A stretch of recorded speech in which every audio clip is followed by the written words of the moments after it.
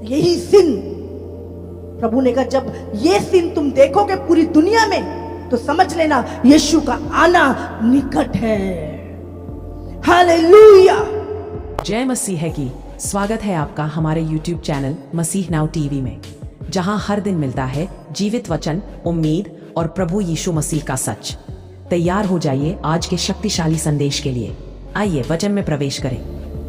मैं कल एक न्यूज देख रही थी, 3 साल की बच्ची के साथ सामूहिक बलात्कार। 3 साल की बच्ची, शैतान बन गए। लस्ट इतनी बढ़ चुकी है, लोगों की अभिलाषा इतनी बढ़ चुकी है कि उनको कुछ भी अंधे हो चुके हैं, कुछ दिखाई नहीं देता। और यही पाप सबसे अधिक, प्रभु ने बोला कि जब मेरा आना होगा ये पाप सबसे अधिक धरती पर होगा। और क्या नियम, एक औरत और एक आदमी, मैरिज के बाद परमेश्वर ने मैरिज करके ब्लेस किया उनको। लेकिन आज इस चीज के ऊपर, आज बच्चे मैरिज नहीं करना चाहते बहुत सारे, आज परिवार टूट रहे हैं और सबसे बड़ा रीजन यही एक पाप है। और उससे भी बड़ी चीजें जो लूत के समय पे प्रभु ने कहा, जैसे लूत के दिन थे वैसे ही दिन होंगे जब मैं आऊं। आज पूरे वर्ल्ड में रैलियां निकाली जा रही, पूरे देशों में धरने दिए जा रहे हैं कि इस लॉ को तोड़ा जाए और औरतें औरतों से शादी करें और आदमी आदमी से शादी करे। और ये कानून बहुत सारे देशों में बन चुका है। लड़कियां लड़कियां शादी कर रही हैं, लड़के लड़के शादी कर रहे हैं, चर्चों में शादियां हो रही हैं। और यही पाप था सदोम और अमोरा में जब दुनिया नाश हुई थी। प्रभु ने आग बरसाई थी ऊपर से। इसके लिए फाइट की जा रही है, बड़े बड़े धरने दिए जा रहे हैं, लीगल करो लीगल करो। मैंने बोला एक परमेश्वर का भी लॉ है, जब वो टूटता है कयामत आती है। और उन देशों में, जिन देशों ने सबसे ज्यादा इस चीज को सपोर्ट किया, आज उन देशों में सबसे ज्यादा परमेश्वर का कहर टूटा हुआ है। विपत्तियों पे विपत्ति, विपत्ति पे विपत्ति। हमारा मन कह रहा है हम जो करें, हम फ्री बिल है तो फ्री बिल है, मेरा मन कर रहा है थप्पड़ मार दे तो मार दे, मन के पीछे चलेंगे। हाँ, तुम्हारा मन कर रहा है उसके ऊपर थूक देंगे, तुम्हारा मन कर रहा है चर्च में आके पहले डांस करें तो करेंगे आप, तुम्हारे मन के पीछे चलेंगे। या कोई नियम भी है दुनिया में, खुदा ने बनाया है कोई नियम। आज इतनी बड़ी बड़ी रैलियां निकल रही है और बहुत सारी जगहों पे आप प्रचार नहीं कर सकते इस चीज के ऊपर। और परमेश्वर ने कहा ये होगा जब मेरा आना होगा। पूरे वर्ल्ड में प्राइड रैली, नाम देखो, प्राइड रैली बोला जाता है इसको। घमंड करते हैं हम इस चीज के ऊपर। चर्चों में शादी करवाई जाती है, बहुत सारी ऐसी जगह है जहाँ हर रीति के, हर जगह पे ये स्पिरिट है। और जो एंटी क्राइस्ट होगा, बाइबल बताती है वो भी एक समलैंगिक होगा। बाइबल कहती है कि अंतिम दिनों में एक ऐसा व्यक्ति उठेगा जो संसार को धोखे में डाल देगा। वह शांति का संदेश लेकर आएगा, लेकिन उसका उद्देश्य विनाश होगा। लोग उसकी बातों, उसके चिन्हों और उसके चमत्कारों पर विश्वास कर बैठेंगे और यही होगा उसकी सबसे बड़ी चाल, धोखा। एंटी क्राइस्ट खुद को मसीहा की तरह दिखाएगा, लेकिन वह मसीहा का विरोधी होगा। वह लोगों को परमेश्वर से दूर ले जाएगा और खुद को ऊंचा उठाएगा। लेकिन बाइबल बताती है कि प्रभु यीशु मसीह आएंगे और उसके सारे छल को नष्ट कर देंगे। इसलिए जागते रहो, प्रार्थना करते रहो और सत्य में बने रहो, क्योंकि अंतिम समय निकट है। क्या आप तैयार हैं? इसीलिए वो अपना फील्ड तैयार कर रहा है ताकि जब वो आए तो लोगों को लगे ना कि अरे ये कोई नई बात है, ये तो कॉमन है, ये तो सरकार ने भी लॉ पास कर दिया है। औरतें औरतों से शादी करे, आदमी आदमियों से शादी करे। कुछ तो ऐसा लॉ आ गया, अपने आप से शादी कर सकते हो। और इसको हम बहुत, अब जानते हैं लोग कितना सपोर्ट कर रहे हैं इसको। हर एक इंसान को अपनी मर्जी के अनुसार जीने का हक है और लोग सपोर्ट कर रहे हैं। उन रैलियों का हिस्सा बन 2-2 लाख लोग एक। और प्रभु ने क्लियर यहाँ पे लिखा है कि जैसे लूत के दिन थे वैसे ही मेरा आना होगा। बाइबल में लिखा है विवाह का बिछौना निष्कलंक रहे। कोई अपनी पत्नी से खुश नहीं है, कोई अपने पति से खुश नहीं है। हर घर में आप बोले ना बोले समस्या है। बच्चा गलत मूवीज देख रहा है। छोटे छोटे बच्चों की मन जो है क्या है, गंदे हो चुके, चाल चलन बिगड़ चुके। प्रभु ने कहा ये सारी चीजें होंगी।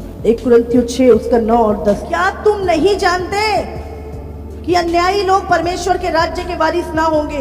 धोखा ना खाओ, ना वेश्यागामी, ना मूर्ति पूजक, ना पर स्त्रीगामी, ना लुच्चे, ना पुरुषगामी। यहाँ पे क्लियर लिखा है समलैंगिक, ना चोर, ना लोभी, ना पियक्कड़, ना गाली देने वाले और ना अंधेर करने वाले परमेश्वर के राज्य के वारिस होंगे। गलत फहमी में मत रहिए कि मैं सिर्फ चर्च जाता हूं और ताइथ देता हूं तो मैं स्वर्ग में मिलूंगा।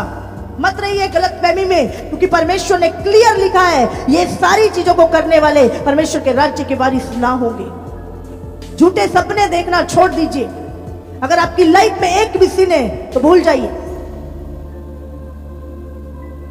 और आज मैं सिर्फ आपको नहीं कह रही, ये लॉ मेरे ऊपर भी लागू होता है। मैं सिर्फ आपके, ये उंगली उठाना नहीं है किसी के ऊपर। परमेश्वर अपनी कलीसियाओं को क्यों बोलता था?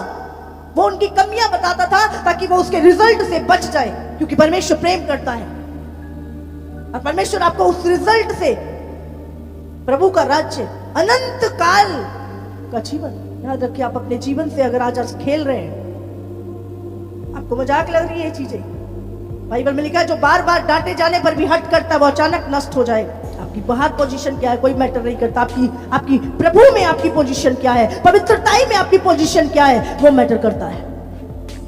हालेलुया।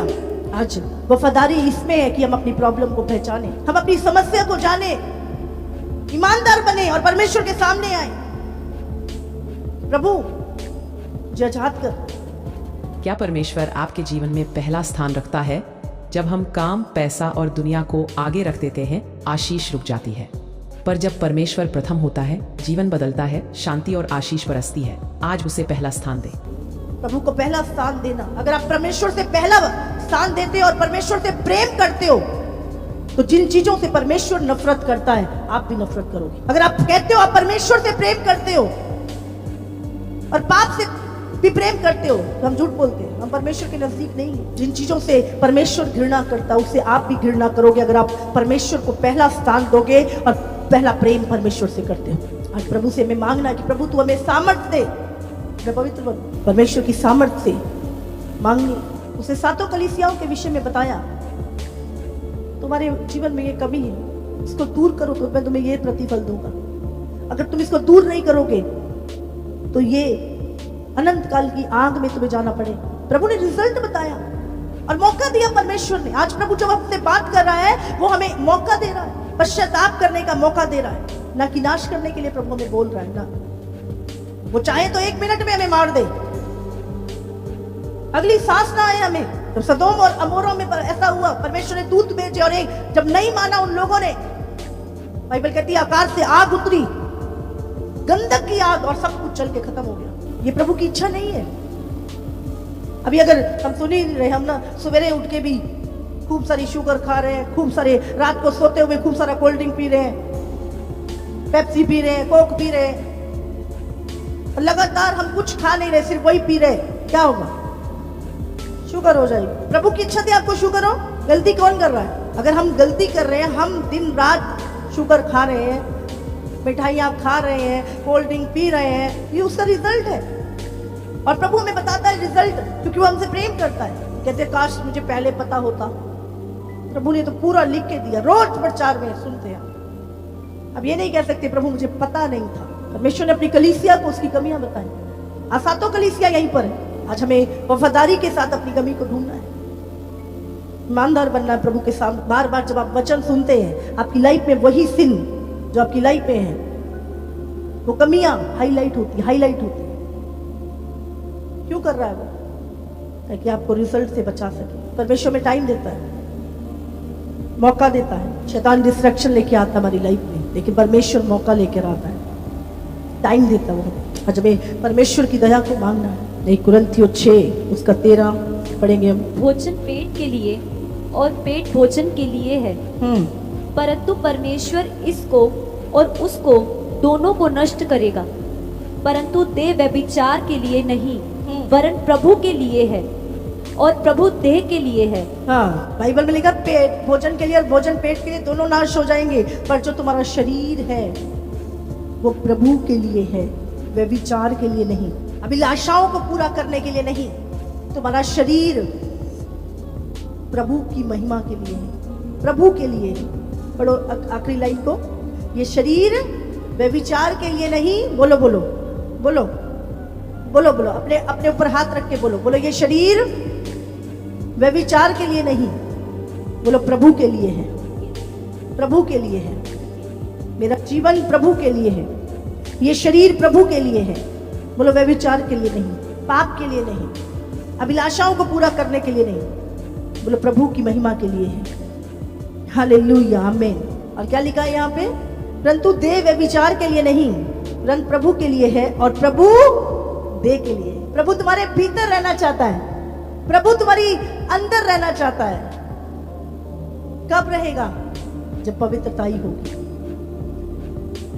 और बाइबल में लिखा, परमेश्वर ने अपनी सामर्थ्य से प्रभु को जिलाया और वो तुम्हें भी जिलाएगा हमेशा की जिंदगी के लिए, अनंत काल के लिए हम परमेश्वर के साथ रहेंगे। 19 में लिखा है, क्या तुम नहीं जानते कि तुम्हारी देह पवित्र आत्मा का मंदिर है जो तुम में बसा हुआ है और तुम्हें परमेश्वर की ओर से मिला है, और तुम अपने नहीं हो क्योंकि दाम देकर मोल लिए गए हो। इसलिए अपनी देह के द्वारा परमेश्वर की महिमा करो, परमेश्वर की महिमा करो। अपनी देह के द्वारा अपनी अभिलाषाओं को पूरा ना करो, अपनी लस्ट को पूरा ना करो, लेकिन परमेश्वर की महिमा को करो। हमने भी चीजों को लिया, सीखा, प्रैक्टिस की उन चीजों की, प्रभु को पहला स्थान दिया, उसमें चलना शुरू किया। ये वचन मेरे ऊपर भी उतना ही लागू होता है जितना आपके ऊपर। यीशु ने अपना क्रूस उठा और मेरे पीछे हो ले। यीशु ने अपना क्रूस उठाया और पूरी दुनिया के पापों को उस क्रूस के ऊपर ठोक दिया कीलों से। आज जब हम मसीह जीवन में चलते हैं, हम कहते हैं मेरा क्रूस बहुत भारी है। बोले मेरे कितने क्रूस है? मेरे ऊपर तो रोज एक नया क्रूस है। पूछो अपने आप से, पाप कितने हैं, क्रूस कितने हैं मत पूछो, पाप कितने हैं जीवन में वो पूछो। हर पाप को आज अपने जीवन में उस क्रूस के ऊपर ठोक देना है। देखो अपनी लाइफ में मैंने अभी कोई पाप ऐसा तो नहीं है जिसको अभी क्रूस पे टांगना है। जैसे ही आपने उस पाप को क्रूस पे टांग दिया, आपका क्रूस हल्का हो जाएगा, आप परमेश्वर की महिमा को पहुंच लो जाओगे। यीशु क्रूस पे टंगा नहीं रहा, वो तीसरे दिन जी उठा। हमें टंगे नहीं रहना, हमें हर पाप को चेक करना और क्रूस पे टांगना। आज प्रभु से कहना, प्रभु एक बड़ा बदलाव मेरे जीवन में लेके मुझे बदल दे, जो पूरी रीति से बदल दे। अंतिम दिनों में किसी को भी अपने जीवन को खराब करने ना दे, किसी को भी अपनी पवित्रताई को खराब करने ना दे। और अगर आपको लग रहा है, उसे अपनी जिंदगी से काट के फेंक दो, निकाल दो हमेशा के लिए। लेकिन इन अंतिम दिनों में जब किसी भी घड़ी प्रभु का आगमन हो सकता है, अपनी पवित्रताई को खराब ना करने दो, किसी को अपनी होलीनेस को टच ना करने दो। प्रभु ने कहा वो दिन सदोम और अमोरा के समान होंगे, जैसे लूत के दिन थे। और आज पूरी दुनिया में और समाज एक्सेप्ट कर रहा है, वीडियोस डल रही है, प्रमोशन हो रही है कि एंटी क्राइस्ट खुद एक समलैंगिक होगा। और पहले से तैयारी कर रहा है वो सारी, लेकिन वो स्त्रियों को से प्रीति नहीं करेगा, क्योंकि हर वो चीज जो परमेश्वर की ओर से है, शैतान उससे नफरत करता है। याद रखिए, यही सिन परमेश्वर ने कहा अंत के दिनों में जब तुम इस पाप को देखो, इस समय पर आप देखोगे पूरे वर्ल्ड में, पूरे संसार में बहुत सारी जगहों पे कानून बन गए हैं कि जी आपको खुली छूट है, आप इंसान से करो, आदमी से करो, औरतें से करे, कुत्ते से करो, किसी से करो, भाई हमारी ओर से खुली छूट है, जो करना करो, तुम्हारी जिंदगी है, जैसे मर्जी जियो। यही सिन प्रभु ने कहा जब ये सिन तुम देखोगे पूरी दुनिया में, तो समझ लेना यीशु का आना निकट है। हालेलुया।